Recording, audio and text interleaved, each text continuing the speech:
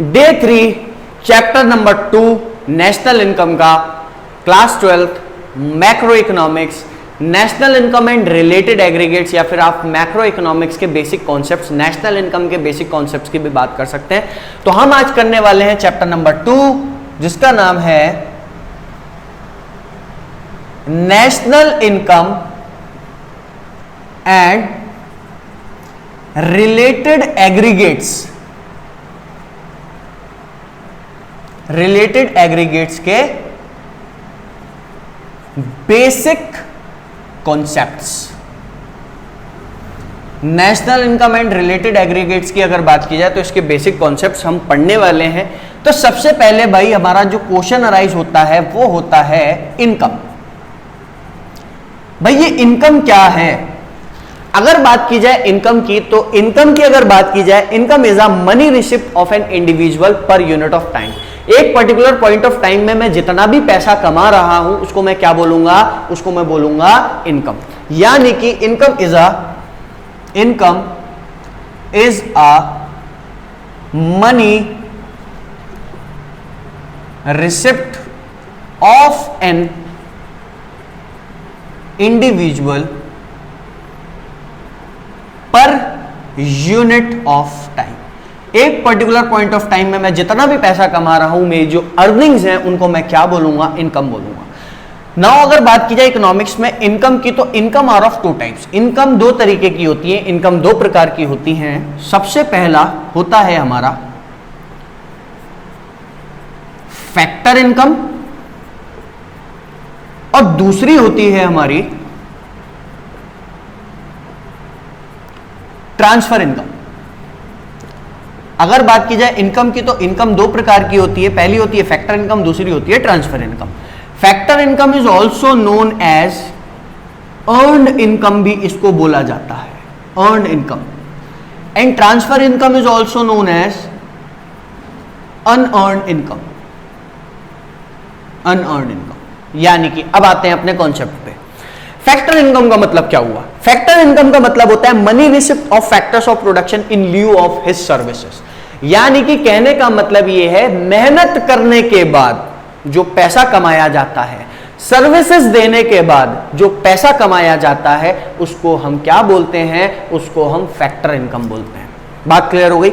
यानी कि कहने का मतलब यह है money receipt of it is a money receipt of factors of production, money receipt of factors of production in lieu of his services, in lieu of his services। यानी कि services देने के बाद आप जो कुछ भी कमा रहे हैं, आप उसको किसके अंदर कवर करेंगे? आप उसको फैक्टर इनकम के अंदर कवर करेंगे। सर्विसेज देने के बाद, मेहनत करने के बाद जो कुछ भी पैसा कमाया। इसी तरीके से अगर बात करते हैं ट्रांसफर इनकम की, फ्री फंड में पैसा, बिना मेहनत के पैसा अगर आ रहा है आपके पास, समझ में आ रही है मेरी बात? बिना मेहनत के आपके पास अगर पैसा आ रहा है, बिना सर्विसेज दिए अगर आपके पास पैसा आ रहा है, तो उसको हम किसके अंदर कवर करेंगे? उसको हम ट्रांसफर इनकम के अंदर कवर करेंगे। समझ में आ रही मेरी बात? विदाउट रेंडरिंग सर्विस, बिना सर्विसेज दिए। यानी कि money receipt of a person, it is a money receipt of a person without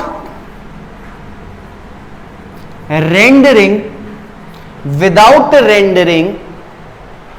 any services. Without rendering any services, बिना सर्विसेज दिए जब कभी भी आपके पास कुछ पैसा आता है तो उसको हम किसके अंदर कवर करते हैं? उसको हम कवर करते हैं अपना ट्रांसफर इनकम के अंदर। अगर बात की जाए फैक्टर इनकम की, तो फैक्टर इनकम के क्या क्या एग्जाम्पल हो सकते हैं? फैक्टर इनकम के एग्जाम्पल हो सकते हैं भाई रेंट, आपने अपनी जमीन दे रखी है, मेहनत से कमाई होगी, ठीक है। और क्या क्या आ सकता है इसके अंदर भाई? वेजेस आ सकती है, मजदूरी करके, सैलरी आ सकती है, एटसेट्रा। मेहनत करके जो पैसा कमाया वो किसके अंदर आएगा? फैक्टर्स इनकम के अंदर, जिसको अर्न इनकम भी बोला जाता है। इसका एग्जाम्पल क्या क्या हो सकता है? इसका एग्जांपल हो सकता है ओल्ड एज पेंशन, काम नहीं कर रहे हैं फिर भी पैसा आ रहा है। स्कॉलरशिप स्टूडेंट्स को दी जाती है, स्कॉलरशिप स्टूडेंट्स को जो दी जाती है वो भी इसके अंदर कवर होती है। और क्या आ सकता है इसके अंदर, डोनेशन आ सकता है, एटसेट्रा। समझ में आ रही है मेरी बात? तो ट्रांसफर इनकम का मतलब क्या होता है, बिना मेहनत किए जो पैसा आता है। हॉर्स रेस में पैसा लगा रहे हैं आप, ठीक है, जुआ खेल रहे हैं, सट्टा खेल रहे हैं, तो ये सारी की सारी चीजें आती हैं हमारी ट्रांसफर इनकम के अंदर, ठीक है। नेक्स्ट जो आपको ध्यान रखने वाली बात है वो ये है कि ये जो है, अगर बात की जाए फैक्टर इनकम की, तो factor income national and domestic income जब कभी भी कंट्री की एस्टिमेट होगी तो उसमें इसको ऐड किया जाता है। समझ में आ रही मेरी बात? ये नेशनल इनकम में और डोमेस्टिक इनकम में फैक्टर इनकम को लिया जाता है, इंक्लूड किया जाता है। बात क्लियर हो गई? और वहीं अगर बात की जाए ट्रांसफर इनकम की, ट्रांसफर इनकम जो है not included in national income as well as domestic income, ना ही नेशनल इनकम में और ना ही डोमेस्टिक इनकम में इनको लिया जाता है। फिर एक चीज और आ जाती है, ये बायलेटरल कॉन्सेप्ट है। बायलेटरल कॉन्सेप्ट यानी कि दो तरफा। और अगर ट्रांसफर इनकम की बात की जाए तो ये यूनिलेटरल कॉन्सेप्ट है। बायलेटरल का मतलब क्या होता है, टू साइडेड, यानी कि आप किसी के लिए काम कर रहे हो और सामने वाला आपको पैसा दे रहा है, टू साइडेड। ये यूनिलेटरल है। यूनिलेटरल का मतलब क्या होता है, वन साइडेड, एक तरफा, आप उसके लिए कुछ भी नहीं कर रहे हो फिर भी वो सामने से आपको कुछ पे कर रहा है, तो उसको हम क्या बोलेंगे, उसको हम बोलेंगे यूनिलेटरल ट्रांसफर। तो ये यूनिलेटरल कॉन्सेप्ट है, ये बायलेटरल कॉन्सेप्ट है। Is that clear? ये था हमारा पहला टॉपिक। नेक्स्ट चीज जो मैं आपको बताने वाला हूं वो है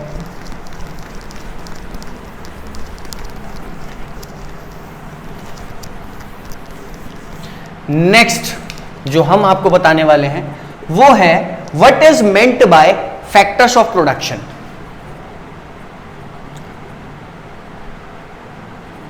फैक्टर्स ऑफ प्रोडक्शन, ये फैक्टर्स ऑफ प्रोडक्शन क्या है?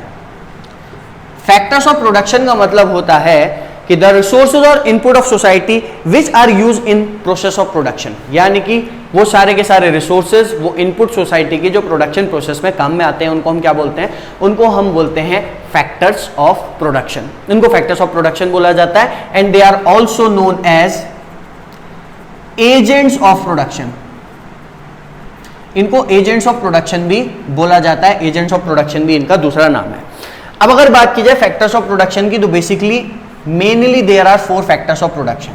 4 फैक्टर्स ऑफ प्रोडक्शन होते हैं।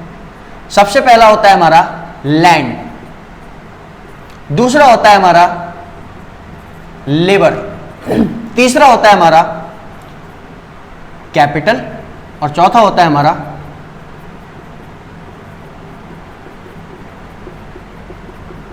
एंटरप्रेन्योरशिप।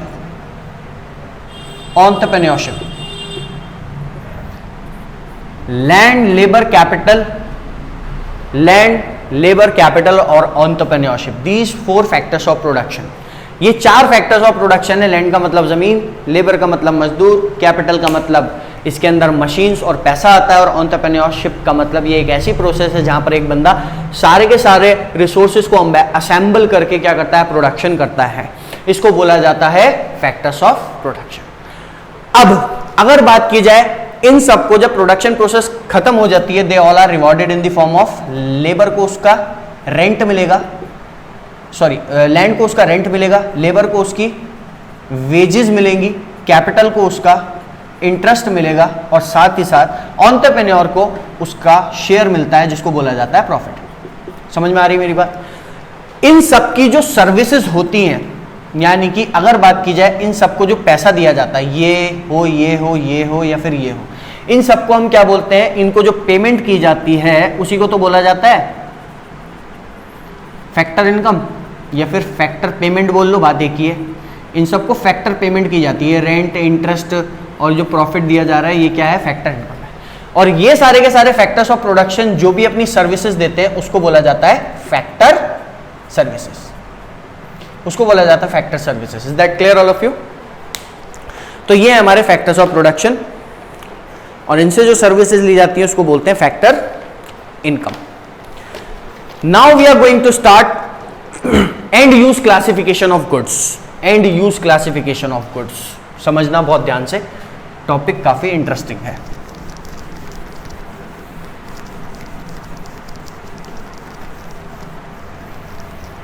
देखो,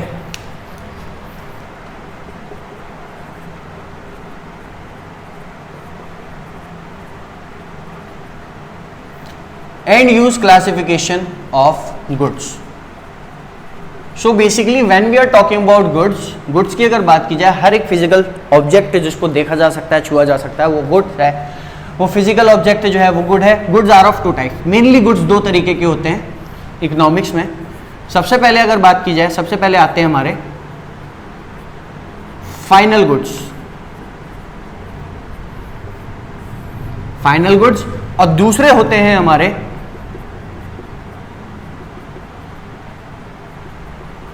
इंटरमीडिएट गुड्स. गुड्स दो प्रकार के होते हैं, फाइनल गुड्स और इंटरमीडिएट गुड्स. इनका मतलब क्या होता है अभी बात करते हैं, बहुत ध्यान से देखेंगे. अब ये जो फाइनल गुड्स हैं, they are further classified into two categories. ये दो प्रकार के होते हैं. सबसे पहले होते हैं हमारे कंज्यूमर गुड्स, और नेक्स्ट आते हैं हमारे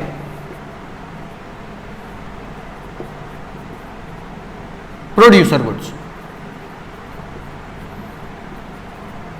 आप इनको प्रोड्यूसर गुड्स को कैपिटल गुड्स भी बोल सकते हैं, और कंज्यूमर गुड्स को कंजम्पशन गुड्स भी बोल सकते हैं. अब कंज्यूमर गुड्स भी तीन तरीके के होते हैं. होते तो चार तरीके के हैं, बस ये समझ लो, दो तरीके के समझ लो. ड्यूरेबल यूज गुड्स और नॉन ड्यूरेबल यूज गुड्स. इसी तरीके से ये भी दो तरीके के होते हैं, ड्यूरेबल यूज गुड्स और नॉन ड्यूरेबल यूज गुड्स. अब इसका मतलब क्या होता है कि करके हम सबका मतलब समझते हैं, बहुत ध्यान से देखेंगे. Final goods. फाइनल गुड्स की अगर बात की जाए, when we are talking about final goods are those goods which are not meant for resale. यानी कि ये वो गुड्स होते हैं जो रीसेल के लिए नहीं लिए जाते. These goods are use for final consumption not as a raw material for production. यानी कि ये वो गुड्स होते हैं जो फाइनल कंजम्पशन के लिए लिए जाते हैं, इन पे फर्दर प्रोडक्शन होना बाकी नहीं, ये पूरी तरीके से तैयार है. समझ में आ रही मेरी बात? और इनको रीसेल के लिए नहीं लाया जाता, इनको बेचने के लिए नहीं लाया जाता, इनको इस्तेमाल के लिए, अपने फाइनल कंजम्पशन के लिए लाया जाता है. ऐसे गुड्स को हम क्या बोलते हैं? ऐसे गुड्स को हम फाइनल गुड्स बोलते हैं. बात क्लियर हो गई? तो these goods are use for final consumption not as a raw material for production. And साथ ही साथ अगर बात की जाए फाइनल गुड्स की, तो इन गुड्स को बेचने के लिए नहीं लाया जाता, दोबारा से सेल करने के लिए नहीं लाया जाता. तो these goods are not resold by the firm for profit. Profit के लिए इनको नहीं बेचा जाता. Final goods are ready for use by their final user. और ये फाइनल यूजर्स के लिए क्या होते हैं? बिल्कुल रेडी होते हैं. तीन बातें बताई मैंने, याद कर लो. सबसे पहली बात, फाइनल गुड्स वो गुड्स होते हैं जो फाइनल कंजम्पशन के लिए लाए जाते हैं, पहली बात. दूसरा, इनको प्रॉफिट के लिए, बेचने के लिए नहीं लाया जाता. फर्म्स इनको बेचने के लिए नहीं लाती, इनको इस्तेमाल करने के लिए लेकर के आती हैं. तीसरी बात जो आपको ध्यान में रखनी है वो ये याद रखनी है, ये अपने फाइनल यूजर तक पहुंच जाते हैं और वो फाइनल यूजर इनको इस्तेमाल करते हैं, बेचते नहीं है. अभी एग्जांपल दूंगा, सब समझ में आ जाएगा. अब अगर बात की जाए इंटरमीडिएट गुड्स की, तो इंटरमीडिएट गुड्स की अगर बात की जाए, these goods are use as a raw material for the production. यानी ये वो गुड्स होते हैं जिनको एज अ रॉ मटेरियल की तरह प्रोडक्शन के लिए इस्तेमाल किया जाता है. They are use for further production. ये आगे की प्रोडक्शन के लिए काम में आते हैं. इनको प्रॉफिट कमाने के लिए, बेचने के लिए लाया जाता है. और साथ ही साथ intermediate goods are not ready for use by their final users. ये फाइनल यूजर्स तक जो है बहुत लास्ट में पहुंचते हैं. कहने का मतलब ये है, ये फाइनल यूजर्स तक नहीं आते, ये फाइनल यूजर्स के पास आ जाते हैं, वो इसको इस्तेमाल करते हैं. वो क्या करते हैं? इस पे काम करके इसको बेचते हैं प्रॉफिट कमाने के लिए. मैं इसको आपको एक एग्जांपल बताऊंगा, बहुत ध्यान से समझना. Sugar purchase by house hold. यानी कि मैं अपने घर के लिए चीनी लेकर के आया, शुगर लेकर के आया, चाय बनाऊंगा, खीर बनाऊंगा, बहुत सारी चीज़ें हैं, बहुत सारी रेसिपीज़ हैं जो मैं बनाऊंगा और खाऊंगा. बेचने के लिए लाया हूं क्या? नहीं. दूसरे इसका पहलू देखा जाए, sugar purchase by tea stall. यानी कि एक चाय वाला है जो चीनी लेकर के आया है, वो क्या करेगा? चीनी से चाय बनाएगा और चाय बना करके बेचेगा. बेचने के लिए लाया ना? समझ में आ रही मेरी बात? चीनी पे काम किया, चीनी से उसने काम किया, एक फाइनल प्रोडक्ट एक चाय तैयार की और उसको बेच दिया। तो कहने का मतलब ये है कि इंटरमीडिएट गुड्स जो होते हैं ये बेचने के लिए लाए जाते हैं। Sugar purchase by tea stall हो गया आपका एग्जांपल इंटरमीडिएट गुड्स का। फाइनल गुड्स का जो एग्जांपल हो गया वो ये हो गया sugar purchase by house hold, यानी कि हम घर परिवार अगर शुगर लेकर के आते हैं तो वो एग्जांपल बन जाएगा हमारा किसका, फाइनल गुड का। और इंटरमीडिएट गुड्स का क्या होगा, sugar purchase by tea stall. समझ में आ रही मेरी बात। कौन सा गुड कैपिटल, कौन सा गुड फाइनल है और कौन सा गुड इंटरमीडिएट है, ये गुड पे डिपेंड करता है, उसके यूज पे डिपेंड करता है। यानी कि समझ में आ रही मेरी बात। चीनी जो है सेम प्रोडक्ट था लेकिन उसके इस्तेमालों ने, उसके यूज ने उसको इंटरमीडिएट या फाइनल बना दिया। तो कौन सा गुड इंटरमीडिएट है, कौन सा गुड फाइनल है, it is totally depends upon use. आपके इस्तेमाल के ऊपर डिपेंड करती है ये चीज। आप बेचने के लिए ला रहे हैं तो इंटरमीडिएट बन गया, आप अपने लिए लेकर के आ रहे हैं, फाइनल यूज के लिए लेकर के आ रहे हैं तो वो आपका क्या बन गया, फाइनल गुड। ध्यान में रखने वाली बात यह है कि इंटरमीडिएट गुड्स ईयर के एंड में अगर बच जाते हैं, इंटरमीडिएट गुड्स सेम ईयर में खत्म हो जाने चाहिए। मैं शुगर लेकर के आया था और साल भर अगर बिकी नहीं तो वो मैं फाइनल गुड की तरह उसको ट्रीट करूंगा। तो ये सेम ईयर में यूज हो जाने चाहिए, अगर यूज नहीं हो पाते हैं तो इनको भी फाइनल गुड की तरह ट्रीट किया जाता है।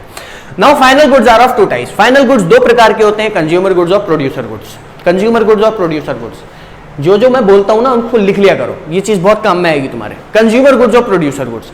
अब अगर बात की जाए कंज्यूमर गुड्स की और प्रोड्यूसर गुड्स की, चलो एक चीज और बता दूं, कंज्यूमर गुड्स और प्रोड्यूसर गुड्स को मारो गोली। दूसरी चीज आपको क्या याद रखनी है कि फाइनल गुड्स ही नेशनल इनकम को निकालते टाइम हमेशा आएंगे। नेशनल इनकम के अंदर फाइनल गुड्स ही लिए जाते हैं, इंटरमीडिएट गुड्स को नेशनल इनकम के अंदर कभी भी नहीं लिया जाता। समझ में आ रही मेरी बात। While estimation of national income, only the value of final goods is added. We will not add the value of intermediate goods. ये intermediate goods की वैल्यू को नहीं लेते, हम सिर्फ फाइनल गुड्स को नेशनल इनकम निकालते टाइम लेते हैं। अब अगर बात की जाए नेक्स्ट चीज, तो final goods are further classified into two categories. Final goods भी अब दो प्रकार के होते हैं। फाइनल गुड्स दो प्रकार के कौन कौन से होते हैं, तो सबसे पहला आता है इसमें हमारा कैपिटल गुड्स, दूसरे आते हैं हमारे कंज्यूमर गुड्स। कैपिटल गुड्स का मतलब क्या होता है और कंज्यूमर गुड्स का मतलब, यानी कि कंज्यूमर गुड्स और प्रोड्यूसर गुड्स क्या होते हैं। तो सबसे पहले अगर बात की जाए, गुड्स परचेज और own produce for satisfaction of wants are called consumer goods. यानी कि कहने का मतलब यह है कि ऐसे गुड्स या तो खुद प्रोड्यूस करे हो या फिर मैं बाहर से लाया हूं अपनी सेटिस्फैक्शन ऑफ वांट्स के लिए, अपने इस्तेमाल के लिए, ऐसे गुड्स को हम क्या बोलते हैं, सेटिस्फैक्शन ऑफ वांट्स के लिए जिन गुड्स को लाया जाता है उनको कंज्यूमर गुड्स बोलते हैं। लाइक क्लोथ्स हो गए, बुक्स हो गई, टूथपेस्ट हो गया, खाने पीने का सामान हो गया, फिश हो गई, एग हो गया, ये सारी की सारी चीजें, फ्रूट्स हो गए, वेजिटेबल्स हो गई, सब चीजें किसके अंदर कवर होती हैं, कंज्यूमर गुड्स के अंदर कवर होती हैं।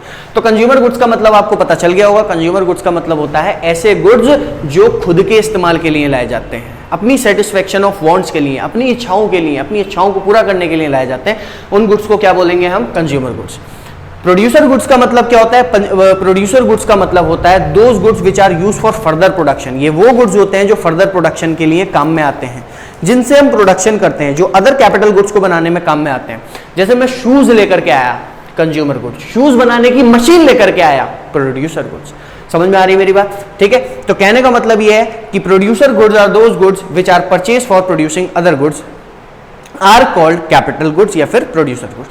These goods are use for generating income, यानी कि ये जो है इनकम को जनरेट करने में काम में आते हैं।